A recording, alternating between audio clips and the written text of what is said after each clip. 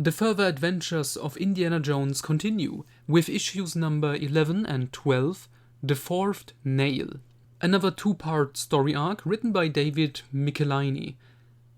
This story has Indiana Jones meeting a artifact collector called Ben Ali Ayoub, who is searching for the fourth nail, an artifact associated with the crucifixion of Jesus Christ.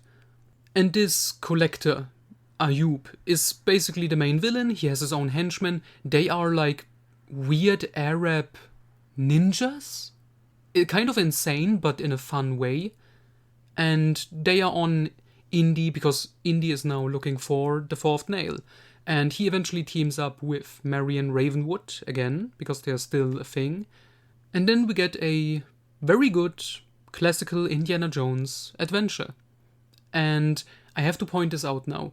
This is another story that ends with the main bad guy, Ayoub, still being around and essentially vowing revenge on Indiana Jones.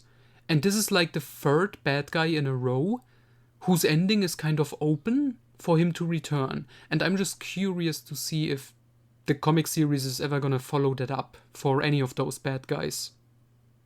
But yeah, still, very solid, very fun. This may actually be better than the Marvel comic run, at least the initial phase of the Marvel run. Because this feels more in line with the movie Raiders of the Lost Ark, whereas the Marvel run was a bit of its time, because the Star Wars universe wasn't as established, but Indy, it seems like the comic writers here they got it, like, immediately right. What the feeling should be, what the pacing should be.